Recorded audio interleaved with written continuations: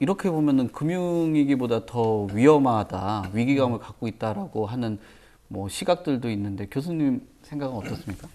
우리가 2008년 이제 글로벌 금융 위기 때는 이게 전체적인 이제 경제가 나빴던 것이 아니라 이 리버스 모기지 때문에 이제 금융권에 어떻게 이제 자금 경색이 되면서 이제 금융권의 일부 이제 어떤 굉장히 좀 그 자금적으로 이제 문제가 생겨서 이제 생겼던 부분이고, 우리나라도 그때 당시에 금리를 보면 글로벌 금융위기 전하고 이후에 금리가 상승해도 2% 이내로 이렇게 올랐어요. 네.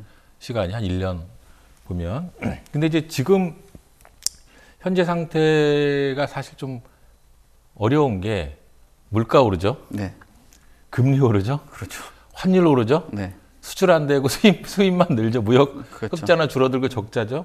네. 그러니까 전체적으로 모든 펀더멘탈이 좋지가 않다는 거예요. 먼저 이제 금리를 살펴보면은 아까 말씀드렸듯이 이제 2%대의 금리가 이제 미국의 연준이 이제 금리를 상승하면서 지금 이제 뭐 5%, 저만 해도 한 2%대 이제 대출을 받았던 네. 이게 이제 지금 5%가 5%대예요. 그 배 이상 지금 불과 몇 개월 사이에. 근데 저는 이제 다행히 신용이 굉장히 좋은 사람이라 그나마 이제 다 받을 거 받고 5%고, 신용 상태가 안 좋은 경우나 여러 가지 이제 제2금융권까지 가게 되면은 뭐 7% 이상의 금리란 말이에요. 근데 이번에 또 금리를 또 한 번 올렸잖아요. 빅스텝을 했잖아요. 얼마 전에 미국에서. 이게 자이언트 스텝. 자이언트 스텝. 네.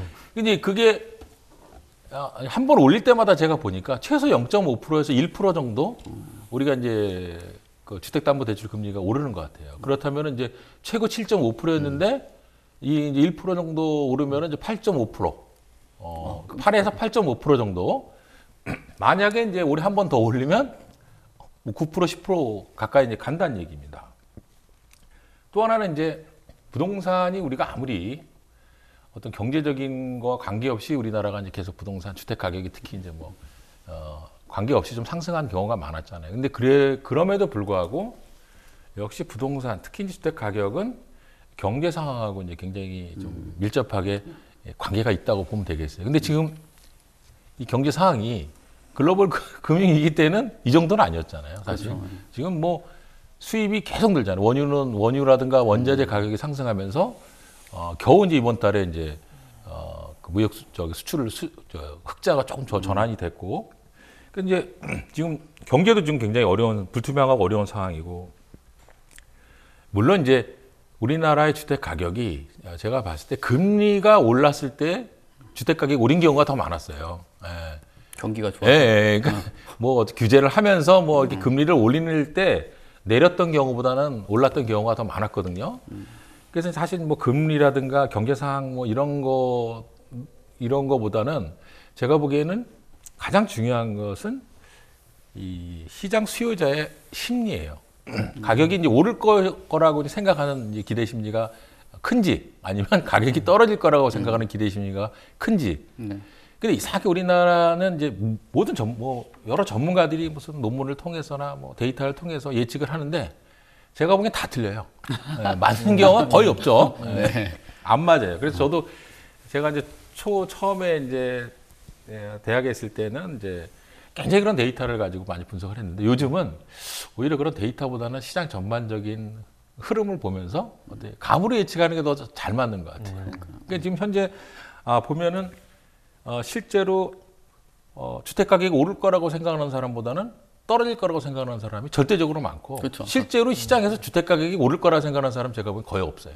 예, 거의 없기 때문에, 그래서 이제 결국은 이제 이런 주택 가격이 떨어질 것이라는 이런 심리가 강하게 나타나기 시작했죠. 좀 우스운 얘기로 저는 이제 그 문재인 대통령이 당선됐을 때 제가 당선되자마자 주위에 집을 사라 그랬어요. 그거 희한하더라고요. 예, 올라요.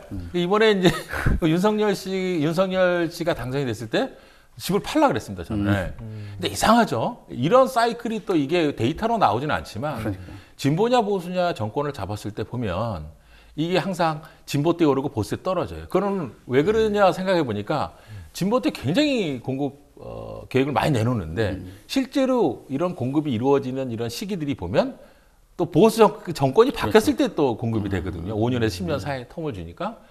근데 그런 이제 여러 가지 이 학습 효과들이 있잖아요, 시장에. 저만 그렇게 생각하지는 않을 것 같아요. 대부분 많이 하죠. 대부분 그런 생각을 하죠. 네. 그래서 떨어질 것이다라고 생각을 하는데, 이게 진짜 생각대로 떨어지는데, 그 떨어지는 이 분위기가 이 과거 때랑은 사뭇 다르다는 거예요.